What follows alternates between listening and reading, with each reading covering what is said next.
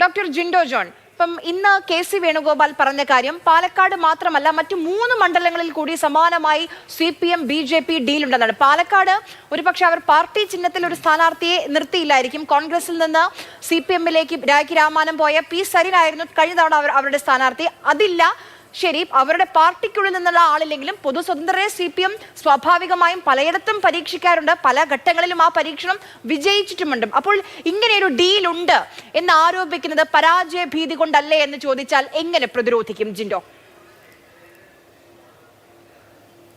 അറിയാം, ഞങ്ങൾക്ക് പരാജയ ഭീതിയുണ്ട് എന്ന് CPM-കാർ പറയുന്നുണ്ടെങ്കിൽ അവർക്ക് ജനങ്ങളുടെ പൾസ് റീഡ് ചെയ്യാൻ പറ്റാത്തത് കൊണ്ടാണ്. സ്ഥിരമായിട്ടുള്ളൊരു പാറ്റേണിന് വിരുദ്ധമായിട്ട് ലോക്സഭാ തെരഞ്ഞെടുപ്പിലും തദ്ദേശ സ്വയംഭരണ സ്ഥാപനങ്ങളിലേക്കുള്ള തെരഞ്ഞെടുപ്പിലും ഉപതെരഞ്ഞെടുപ്പിലുമെല്ലാം UDF-ന് അനുകൂലമായിട്ടുള്ളൊരു സാഹചര്യമാണ് കേരളത്തിലുള്ളത്. അപ്പോൾ ഓരോ തെരഞ്ഞെടുപ്പിൻ്റെ പാറ്റേൺ വ്യത്യസ്തമാണെന്നാണ് ഇവർ ഓരോ തെരഞ്ഞെടുപ്പ് തോൽവിക്ക് ശേഷം പറഞ്ഞത്. ലോക്സഭയുടെ പാറ്റേൺ അല്ല ലോക്കൽ ബോഡിക്ക്, ലോക്കൽ ബോഡിയുടെ പാറ്റേൺ അല്ല നിയമസഭയ്ക്ക് എന്നൊക്കെ പറഞ്ഞുകൊണ്ടിരുന്നത്. പക്ഷേ എല്ലാ തെരഞ്ഞെടുപ്പിലും ഒരേ പാറ്റേണിൽ UDF അനുകൂല തരംഗത്തിൽ വലിയ ഭൂരിപക്ഷത്തോടെ ഞങ്ങൾ ജയിച്ചു വരുന്നു എന്നുള്ളത് ഇവിടെ നിൽക്കുകയാണ്. അതുകൊണ്ട് ഞങ്ങൾക്ക് ഭയമുണ്ട് എന്നുള്ള ആ വ്യാഖ്യാനം ശരിയല്ല. ഇനി ശ്രീ ഗോപൻ പറഞ്ഞ ഒരു കാര്യം, ജനവിരുദ്ധ നിയമങ്ങൾക്കെതിരെ കേരളത്തിലെ സർക്കാർ തീരുമാനങ്ങൾ എടുത്തു എന്ന്, അതിൽ പല കാലഘട്ടത്തിലും യുക്തിഭദ്രമായിട്ടുള്ള കാര്യങ്ങളോടൊപ്പം നമ്മൾക്ക് യോജിക്കാൻ പറ്റുന്ന കാര്യത്തോടൊപ്പം കേരളത്തിലെ കോൺഗ്രസ് നയിക്കുന്ന UDF പ്രതിപക്ഷം LDF സർക്കാരിനോടൊപ്പം നിന്നിട്ടുണ്ട് എന്നുള്ളത് ഒരു വസ്തുതയാണ്. അത് ഇവരുടെ മാത്രം കേമമാണെന്ന് വിചാരിക്കരുത്. അപ്പോൾ പോലും ജനവിരുദ്ധമായിട്ടുള്ള പൗരത്വ നിയമത്തിനെതിരെ സമരം ചെയ്ത ആളുകൾക്കെതിരെ കലാപാഹ്വാനത്തിന് കേസെടുത്ത സർക്കാരിന്റെ പേര് പിണറായി വിജയൻ സർക്കാർ എന്ന. നരേന്ദ്രമോദിക്കെതിരെ മുദ്രാവാക്യം വിളിക്കുന്ന സാധാരണക്കാരായിട്ടുള്ള സമരഭടന്മാർക്കെതിരെ കലാപാഹ്വാനത്തിന് കേസെടുത്ത സംഘപരിവാർ വൽക്കൃത പോലീസിന്റെ പേര് പിണറായി വിജയന്റെ പോലീസ് എന്ന. അത് നമ്മൾ മറന്നുപോയി കൂടാലോ. അങ്ങനെ ഓരോന്നും, പൗരത്വ നിയമമായിക്കോട്ടെ, വഖഫ് അമെൻഡ്മെന്റ് നിയമമായിക്കോട്ടെ, അതുപോലെ ഫലസ്തീൻ അനുകൂല സമരമായിക്കോട്ടെ, ഏത് വിഷയത്തിലും നരേന്ദ്രമോദിയുടെ ഇച്ഛയ്ക്കും ഇംഗിതത്തിനും അനുസരിച്ച് കലാപാഹ്വാനത്തിന് കേസെടുത്ത പിണറായി വിജയന്റെ പോലീസ് കേരളം ഭരിക്കുന്ന കാലഘട്ടത്തിലാണ് ഗോപൻ ഇത്തരം വർത്തമാനം പറയുന്നത്. അത് സ്വന്തം സഖാക്കന്മാർക്ക് പോലും വിശ്വസിക്കാവുന്ന കാര്യമല്ല.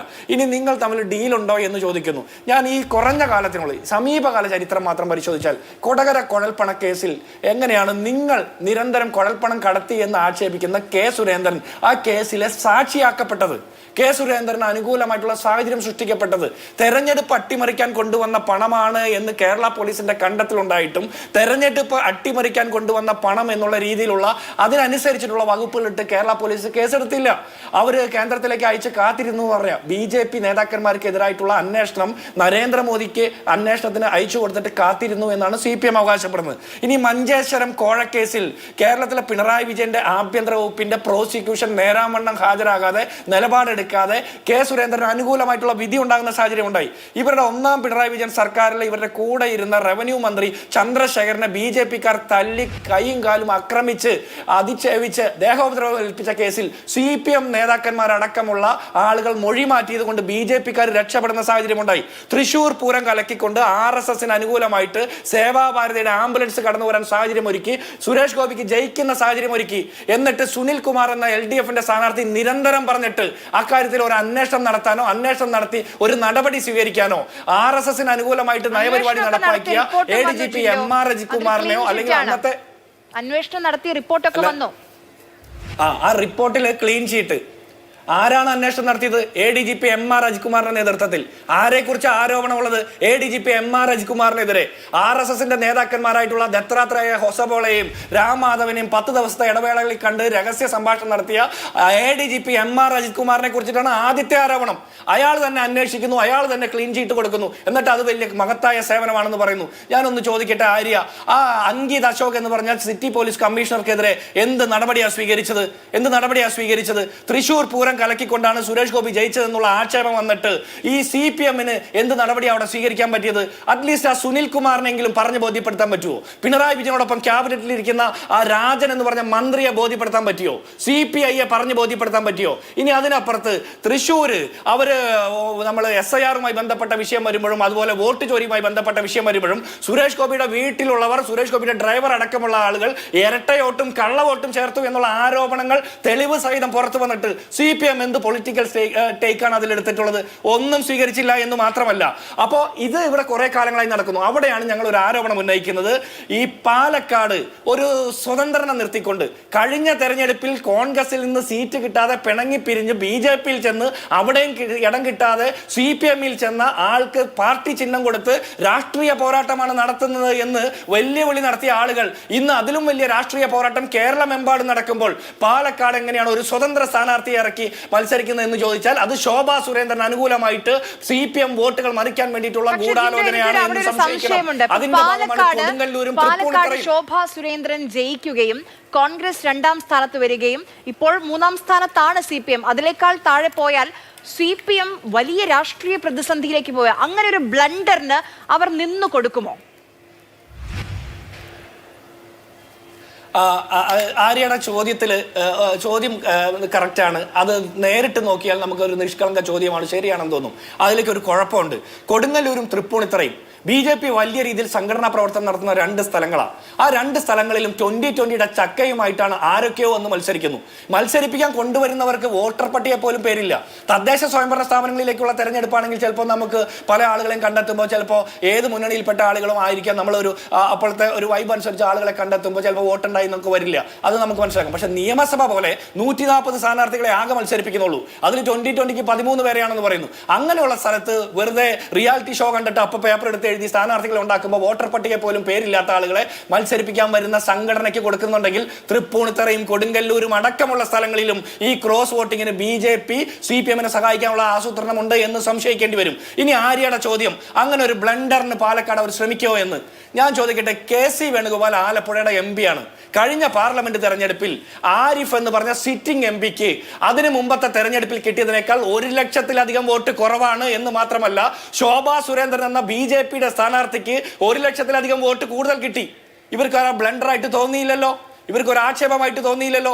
തൃശ്ശൂർ കോൺഗ്രസിന്റെ UDFന്റെ 80,000 വോട്ട് പോയത് സുരേഷ് ഗോപിക്ക് മറിച്ചു കൊടുത്താണെന്നുള്ള ആക്ഷേപം ഉന്നയിക്കുന്ന ഇവർക്ക് ആലപ്പുഴയിൽ ശോഭാ സുരേന്ദ്രൻ 1 ലക്ഷം വോട്ട് കൂടുകയും അവിടെ KC വേണുഗോപാൽ ജയിക്കുകയും അതേസമയം തന്നെ ആരിഫിന്റെ 1 ലക്ഷത്തിലധികം വോട്ട് കുറയുകയും ചെയ്ത സാഹചര്യത്തെ കുറിച്ച് ഒരു അവലോകനം നടത്തണ്ട. ഇവിടെ ഈ പറഞ്ഞ ഗോപൻ തന്നെ ഒരു കണ്ടെത്തൽ നടത്തിയേക്കുക. നേമത്ത് താരതമ്യേന ശേഷി കുറഞ്ഞ സ്ഥാനാർത്ഥിയെ നിർത്തി. അതൊരു പൊളിറ്റിക്കലായിട്ട് കോൺഗ്രസിന് UDFന് വന്ന മിസ്റ്റേക്ക് ആണ് എന്ന് അക്സെപ്റ്റ് ചെയ്യുന്നു. സുരേന്ദ്രൻ പിള്ള എന്ന സ്ഥാനാർത്ഥി അവിടെ ഒട്ടും പ്രാഗൽഭ്യമുള്ള ആളായിരുന്നില്ല, യോജിച്ച സ്ഥാനാർത്ഥിയായിരുന്നില്ല. അതുകൊണ്ട് ഞങ്ങൾക്ക് അവിടെ ഒരു കുറവ് സംഭവിച്ചു. അങ്ങനെ അവിടെ നേമത്ത് O രാജഗോപാൽ ജയിച്ചല്ലോ. ആ ജയിച്ചതിന്റെ മുഴുവൻ പാപഭാരവും ഇന്നും ഞങ്ങളുടെ മേലെ ഇവർ ആരോപിക്കുന്നുണ്ട്. പക്ഷേ തൊട്ടടുത്ത തെരഞ്ഞെടുപ്പിൽ കേരളത്തിലെ ഏറ്റവും ശക്തനായ കോൺഗ്രസിന്റെ പൊളിറ്റിക്കൽ ലീഡറാണ്, ഒരു പൊളിറ്റിക്കൽ ലീഡറാണ് എന്നുള്ളത് ജിൻഡോയുടെ വാക്കുകൾ തന്നെയുണ്ട്. ഇപ്പോൾ ആലപ്പുഴയാണെങ്കിലും ശരി, ആറ്റിങ്ങലാണെങ്കിലും ശരി, ഇനിയിപ്പോൾ കഴക്കൂട്ടം നിയമസഭയിലാകുന്ന സമയത്താണെങ്കിലും ശരി, ശോഭാ സുരേന്ദ്രൻ എവിടെയൊക്കെ കേരളത്തിൽ നിന്നിട്ടുണ്ടോ അവിടെയൊക്കെ വോട്ട് പിടിച്ചിട്ടുണ്ട്, അതിലൊരു സംശയവുമില്ല. അപ്പോൾ അവർ പാലക്കാടേക്ക് വീണ്ടും വരികയാണ്. പാലക്കാട് ശോഭാ സുരേന്ദ്രൻ മത്സരിച്ച സമയത്താണ് CPM 3ാം സ്ഥാനത്തേക്ക് പോയത്. എന്റെ ചോദ്യം, നിങ്ങൾ നിർത്തിയ കാൻഡിഡേറ്റ് ഒരു പൊളിറ്റിക്കൽ കാൻഡിഡേറ്റ് ആണോ ജിൻഡോ? ഞാൻ അതിലേക്ക് വരാം ആര്യ, ഞാൻ അത് പൂർത്തിയാക്കട്ടെ. ഞങ്ങൾ മുരളീധരനെ നിർത്തിയപ്പോൾ ഞങ്ങളുടെ ഇദ്ദേഹം ഗോപൻ പറഞ്ഞ വാക്കാണ് സ്വന്തമായി ശേഷിയുള്ള കാൻഡിഡേറ്റ്. അത് ഞങ്ങൾ അംഗീകരിക്കുക, നല്ല കമന്റ് സ്വീകരിച്ചു. അങ്ങനെ മുരളീധരൻ നിർത്തിയപ്പോൾ ഞങ്ങളുടെ വോട്ട് വിഹിതം വർദ്ധിച്ചപ്പോൾ ജയിച്ചത് ശിവൻകുട്ടിയാണ്. അപ്പൊ ഇവരുടെ മാത്രം പോരാട്ടം കൊണ്ടല്ല, സംഘപരിവാറിന്റെ ഒരു MLA കേരള നിയമസഭയിൽ ഉണ്ടാകേണ്ട എന്ന് ഞങ്ങൾ തീരുമാനിച്ചതിന്റെ ഭാഗമാണ്. അതിനു മുമ്പുണ്ടായി ചില പാകപ്പഴയുടെ ഭാഗമായിട്ട് പാപഭാരം ഏറ്റെടുത്തുകൊണ്ട് ഞങ്ങൾ പോരാട്ടം നടത്തിയപ്പോൾ അവിടെ CPMന് ജയിക്കാൻ സാഹചര്യമുണ്ടായി. ഇതേ സാഹചര്യം പാലക്കാട് ഉണ്ടാകുന്നില്ല. ഇപ്പോൾ KS ശബരിനാഥനെ ഞങ്ങൾ നേമത്ത് മത്സരിപ്പിക്കുന്നു, ജയിക്കാൻ വേണ്ടിയിട്ടാണ് മത്സരിക്കുന്നത്. അവിടെ ഒരു കാരണവശാലും സംഘപരിവാറിന്റെ ഒരാളും ജയിക്കില്ല എന്നുള്ള ഉറപ്പ് കൂടി ഞങ്ങൾക്കുണ്ട്. ഇനി ഞാൻ ചോദിക്കട്ടെ, ഈ CC മുകുന്ദനും അജിത്തും അത് S രാജേന്ദ്രനും ഒക്കെ LDFന്റെ MLA-മാരായിരുന്നല്ലോ. അവർ 3 പേരും BJPയുടെ കാൻഡിഡേറ്റുകളാണ്. നിലവിൽ CC മുകുന്ദൻ LDFന്റെ MLA ആണ്, അതേസമയം തന്നെ BJPയുടെ കാൻഡിഡേറ്റ് ആണ് നാട്ടുകയിൽ. നിങ്ങൾക്കൊരു അഭിപ്രായമുണ്ടോ? ഇനി ആര്യ പറഞ്ഞ ഒരു കാര്യമുണ്ട്, പാലക്കാട് പൊളിറ്റിക്കൽ ഫൈറ്റ് ആണെന്ന്. ഞങ്ങൾ നിർത്തിയിരിക്കുന്ന ആൾ ആരാണ്? ഞങ്ങളുടെ ആള് രമേശ് പിഷാരടി. അദ്ദേഹം സിനിമയിൽ അഭിനയിച്ചു എന്നുള്ളത് കൊണ്ട് അദ്ദേഹത്തിന് രാഷ്ട്രീയ ബോധ്യമില്ല എന്നുള്ള തെറ്റിദ്ധാരണ നിങ്ങൾക്ക് വേണ്ട. കൃത്യമായിട്ട് കോൺഗ്രസ് പൊളിറ്റിക്സ്, സംഘപരിവാർ വിരുദ്ധ പൊളിറ്റിക്സ്, അക്രമ രാഷ്ട്രീയ വിരുദ്ധ പൊളിറ്റിക്സ്, കൃത്യമായിട്ട് കേരളത്തിലെ സാധാരണക്കാരുടെ രാഷ്ട്രീയം എന്താണെന്ന് തിരിച്ചറിഞ്ഞുകൊണ്ട് നിരന്തരം രാഷ്ട്രീയ അഭിപ്രായങ്ങൾ പ്രകടിപ്പിക്കുന്ന നിലപാടുകളുള്ള ഒരു കാൻഡിഡേറ്റിനെയാണ് ഞങ്ങൾ നിർത്തിയിരിക്കുന്നത്. കേവലം സിനിമ നിങ്ങൾ പറയല്ലേ, അങ്ങനെയാണെങ്കിൽ ഇപ്പോൾ പാലക്കാട് ഒരു ശക്തമായ ത്രികോണ മത്സരം നടക്കുന്ന ഒരു ഇടമാണ്. ഷാഫി പറമ്പിലിനെ ഈ ശ്രീധരൻ വിറപ്പിച്ചതാണ് അക്ഷരാർത്ഥത്തിൽ, അത് നമ്മൾ കണ്ടതാണ്. അപ്പോൾ ഈ രമേശ് പിഷാരടിനെ കൊണ്ടുവരുന്നു. രമേശ് പിഷാരടിനെ ഇൻട്രൊഡ്യൂസ് ചെയ്യുന്ന ആദ്യ സമയത്ത് മമ്മൂട്ടി വരും കേട്ടോ. ഇന്നിപ്പോൾ നാമനിർദ്ദേശ പത്രിക കൊടുക്കാൻ പോകുമ്പോൾ ഷാഫി പറമ്പിലിന്റെ മമ്മൂട്ടിയുടെ വീഡിയോ കോള്. നിങ്ങൾ അവിടെ എന്ത് വികസനം കൊണ്ടുവരുമെന്നല്ലേ പറയേണ്ടത്, അല്ലാതെ മമ്മൂട്ടി വരുമെന്നാണോ പറയേണ്ടത് പാലക്കാട്? ഈ മമ്മൂട്ടി എന്താ അത്ര മോശക്കാരനാണ് ആര്യ? അല്ല, മമ്മൂട്ടി മോശക്കാരനാണെന്ന് എനിക്ക് അഭിപ്രായമില്ല. മമ്മൂട്ടി കേരളത്തിന്റെ മഹാനടനാണ്. മമ്മൂട്ടി എങ്ങനെയാണ് മോശക്കാരനാവാം? പക്ഷേ രാഷ്ട്രീയത്തിൽ നിങ്ങൾ ഒരു തെരഞ്ഞെടുപ്പിന് ഒരുങ്ങുമ്പോൾ മമ്മൂട്ടി വരുമെന്നാണോ പറയേണ്ടത്, അതോ പാലക്കാട് ഞാൻ എന്ത് നടപ്പാക്കും, ഞാൻ എന്ത് കൊണ്ടുവരും, ഇതുവരെയുള്ള ഇതിൽ നിന്ന് ഇപ്പം 2 തവണയായി UDF തന്നെയാണ്, അപ്പോൾ അതിൽ നിന്ന് മുന്നോട്ട് ഞങ്ങൾക്ക് എന്ത് ചെയ്യാൻ കഴിയുമെന്നല്ലേ രമേശ് പിഷാരടി സംസാരിക്കേണ്ടത്, അല്ലാതെ മമ്മൂട്ടിയുടെ വീഡിയോ കോളാണോ കാണേണ്ടത്? ഞാൻ അതിലേക്ക് വരാം. എനിക്ക് സമയം തന്നെ കേട്ടോ. എനിക്ക് ഒരു മറുപടിയും കൂടി പറയാനുണ്ട്, അത് കൂട്ടത്തിൽ ഇതും കൂടി പറയാം. അപ്പോൾ എനിക്ക് സമയം തന്നെ. മമ്മൂട്ടി 1.25 കോടി രൂപ ചെലവഴിച്ചുകൊണ്ട് കേരളത്തിലെ സംസ്ഥാന സർക്കാർ അതിദരിദ്രരില്ല എന്ന് പ്രഖ്യാപിക്കാൻ വേണ്ടി തെരഞ്ഞെടുത്ത മഹാനടന്റെ പേരാ മമ്മൂട്ടി. അതേ മമ്മൂട്ടി പാലക്കാട് വരുമെന്ന് പറയുന്നത് ഒരു മോശപ്പെട്ട കാര്യമാണെന്ന് ഞാൻ വിചാരിക്കുന്നില്ല. മമ്മൂട്ടി സന്ദർശിക്കുകയും മമ്മൂട്ടി വണ്ടി ഓടിക്കുന്ന പാലത്തിന്റെ വീഡിയോ ഇടുമ്പോഴോ അത് സംസ്ഥാന സർക്കാരിന്റെ നേട്ടമാണെന്ന് അവകാശപ്പെടുന്ന ഒരു സർക്കാർ കേരളം ഭരിക്കുമ്പോൾ ഞാൻ ജയിച്ചാൽ ഈ നാട്ടിൽ മമ്മൂട്ടി വരുമെന്ന് പറയുന്നത് ഒരു തെറ്റാണെന്ന് വിചാരിക്കുന്നില്ല. കേരളത്തിലെ നടന്മാരിൽ കൃത്യമായി രാഷ്ട്രീയ ബോധ്യമുള്ള പൊളിറ്റിക്കൽ സ്റ്റേറ്റ്മെന്റ് പറയാൻ കപ്പാസിറ്റി ഉള്ള ഒരു മഹാനടനാണ് മമ്മൂട്ടി. അതുകൊണ്ട് മമ്മൂട്ടിയുടെ വീഡിയോ കാണിക്കുന്നത് ഒരു മോശപ്പെട്ട കാര്യമാണെന്ന് വിചാരിക്കുന്നില്ല. പിന്നെ ഷാഫി പറമ്പിൽ പാലക്കാടിന്റെ MLA ആയിരുന്നപ്പോൾ നടത്തിയ വികസന പ്രവർത്തനങ്ങൾ എന്തൊക്കെയായിരുന്നു ആ ജനതയ്ക്ക് അറിയാം, അത് കൃത്യമായിട്ട് അറിയാം. അതുകൊണ്ട് തന്നെ കൃത്യമായിട്ടുള്ള രാഷ്ട്രീയ ബോധ്യത്തോടെ തന്നെയാണ് ഞങ്ങൾ ഞങ്ങളുടെ പാർട്ടി ചിഹ്നത്തിൽ അവിടെ നിർത്തിയിരിക്കുന്നത് രമേശ് പിഷാരടിയെ. അതുപോലെ 10 കൊല്ലം കേരളം ഭരിച്ച പാർട്ടിക്ക് എന്തുകൊണ്ടാ സ്വന്തം സ്ഥാനാർത്ഥിയെ പാർട്ടി ചിഹ്നത്തിൽ നിർത്താൻ പറ്റാതെ ഏതോ ബിരിയാണിയുടെ കഥയും പറഞ്ഞുകൊണ്ട് വരുന്നത്? അപ്പോൾ ഞങ്ങൾ അത് ചോദിക്കുമ്പോൾ നിങ്ങൾ പറയുന്നു, ഗോപനെ പോലുള്ള ആളുകൾ പറയുന്നു മുസ്ലിം നാമധാരി എന്ന്. ഞങ്ങൾ ആരും മുസ്ലിം നാമധാരി എന്ന് പറഞ്ഞിട്ടില്ല.